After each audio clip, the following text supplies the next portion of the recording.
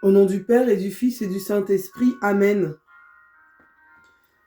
Bien-aimés, après quelques jours de silence, après quelques jours d'absence, nous revoilà. Il était opportun de faire silence. Il était opportun, après toutes ces prières pour le couple, pour la conception aussi, pour les personnes dont vous avez la charge de vous donner, de vous laisser le temps, de vous affermir aussi dans la prière.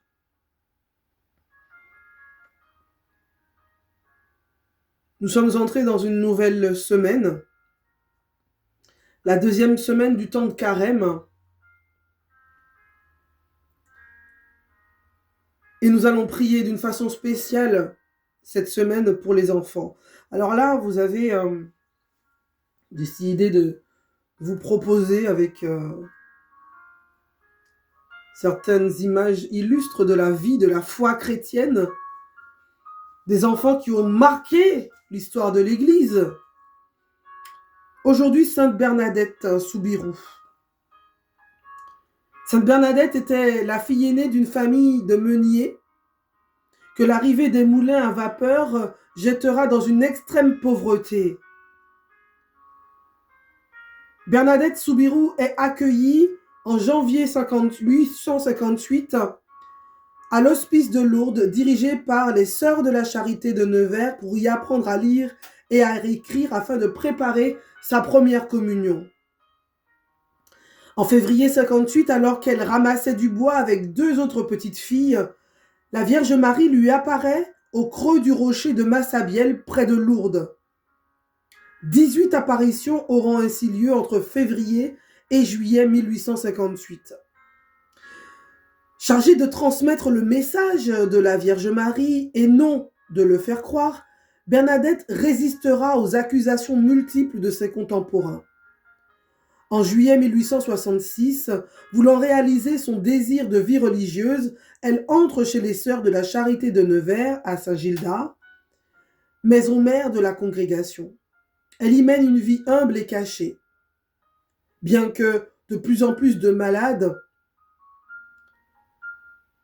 elle remplit avec amour les tâches qui lui sont confiées. Elle meurt le 16 avril 1879. Elle est béatifiée le 14 juin 1925, puis canonisée le 8 décembre 1933. Son corps, retrouvé intact, repose depuis 1925 dans une châsse en verre dans la chapelle. Vous pouvez entreprendre pendant ce temps de carême cette démarche d'aller voir. Chaque année, venant du monde entier, des milliers de pèlerins et visiteurs se rendent à Nevers pour accueillir le message de Bernadette. Sainte Bernadette Soubirous, de santé fragile, mais entourée de l'amour des siens et d'une foi solide, cette adolescente de 14 ans rencontra la Vierge à 18 reprises à la grotte de Massabielle. Elle était simple, elle était de santé fragile, mais pleine de bon sens, pleine de joie. Elle désirait plus que tout faire sa première communion. Sainte Bernadette devint célèbre parce qu'on parla de miracles. Mais Bernadette a choisi de se retirer du monde et de passer sa vie en prière. Elle entra chez les Sœurs de la Charité à Nevers, d'où elle ne repartit plus jamais.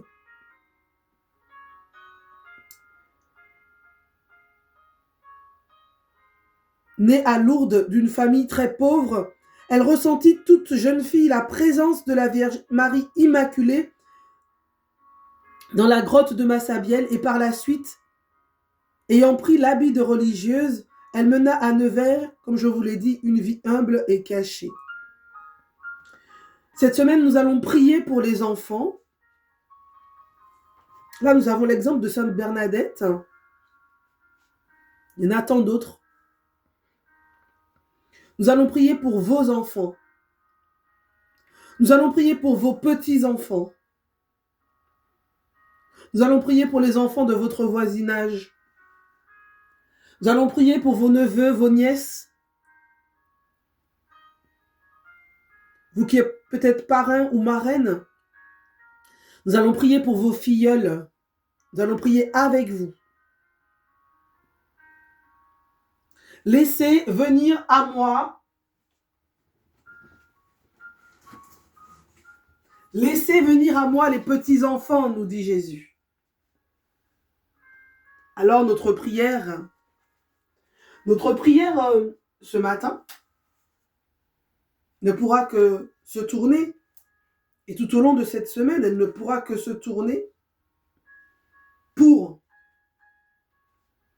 que nos enfants, nos petits-enfants, nos petits voisins, les enfants de ce pays, de cette nation, se lèvent pour le Christ, s'approprient le chemin de la liberté, de la vérité, de la sainteté.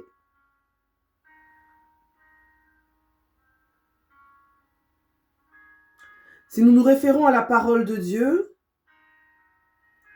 dans Luc 6, 36, 38, en ce temps-là, Jésus disait à ses disciples, « Soyez miséricordieux comme votre Père est miséricordieux. Ne jugez pas, vous ne serez pas jugés. Ne condamnez pas et vous ne serez pas condamnés. Pardonnez et vous serez pardonnés. Donnez et l'on vous donnera. » C'est une mesure bien pleine, tassée, secouée, débordante, qui sera versée dans le pan de votre vêtement. Car la mesure dont vous servez pour les autres servira de mesure aussi pour vous.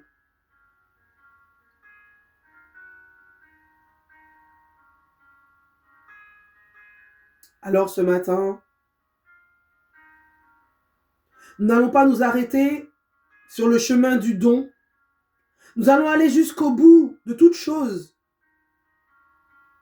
pour les enfants, pour la sauvegarde de la famille, avec l'Esprit Saint qui nous a été donné.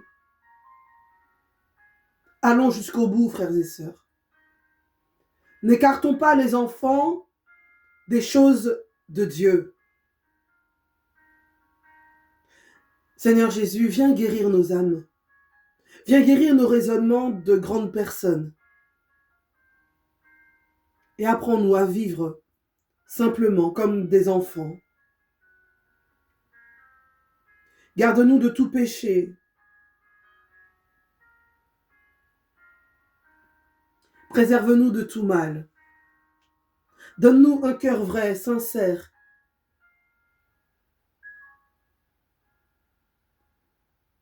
Seigneur Jésus, qu'en cette semaine de prière pour les enfants, nous puissions tout te remettre, tout te donner et accepter que nos enfants se rapprochent de toi. Voilà ma prière aujourd'hui. Ma pénitence, eh bien,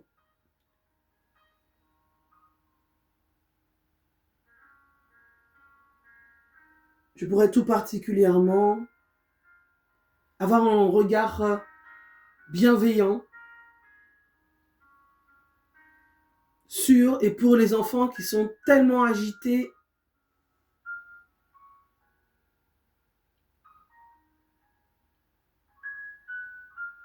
voilà. Que je puisse tout simplement, dans ma journée, offrir dans la prière ces enfants-là.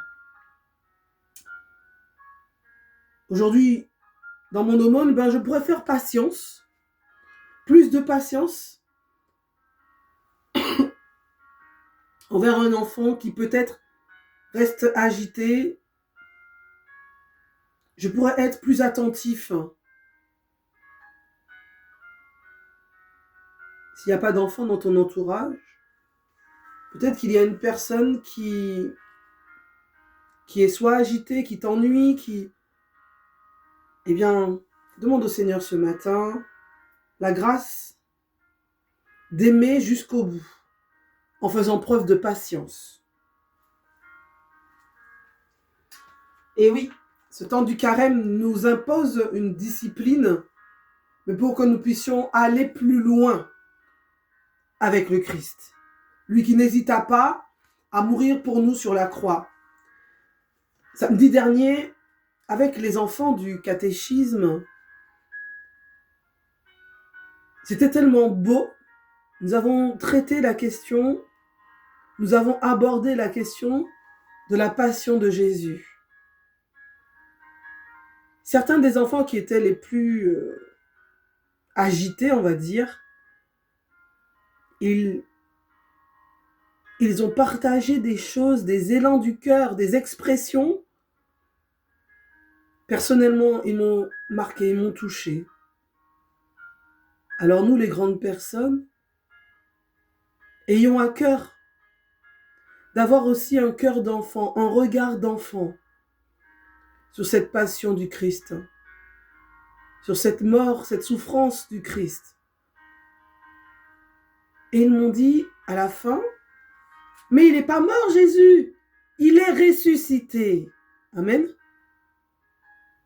Oui, il a souffert tout ça pour nous parce qu'il nous aime.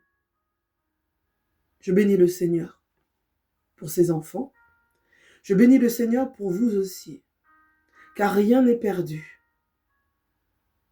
Rien n'est perdu. Père, dans le nom de Jésus, je crois que, parce que les enfants que nous voulons te présenter cette semaine sont instruits selon la voie qu'ils doivent suivre, et si ce n'est pas le cas, nous prions que ça le soit. Nous prions que ces enfants ne se détournent point de ta parole lorsqu'ils seront plus grands. Nous prions pour qu'ils gardent précieusement les enseignements que nous leur révélons, que nous leur transmettons. Seigneur Jésus, nous te prions ce matin, nous te prions aujourd'hui de venir déverser ton précieux sang sur chacun et chacune d'entre nous, et particulièrement sur les enfants. Que cette semaine de prière pour les enfants porte beaucoup de fruits. Esprit Saint, viens en nos cœurs et envoie du haut du ciel un rayon de ta lumière. Dans toutes les familles, dans toutes les prières qui vont émaner de ce que nous partageons, envoie un feu brûlant d'amour dans les cœurs. Des parents pour les enfants, des enfants pour les parents, des grands-parents pour les petits-enfants, des petits-enfants pour les grands-parents, des parrains, des marraines vers leurs filleuls, des filleuls vers les parrains et les marraines, des oncles, des tantes vers leurs neveux, vers les nièces, des neveux vers les oncles, vers les tantes, les cousins entre eux. Seigneur, allume un feu d'amour. Viens assainir les discussions, viens assainir les jeux entre les enfants, entre les éducateurs et les enfants, entre les enseignants et les enfants. Que toute relation, Seigneur, d'échange, de communication, soit assainie et que l'ennemi ne vienne pas briser l'harmonie. Au nom du Père et du Fils et du Saint-Esprit.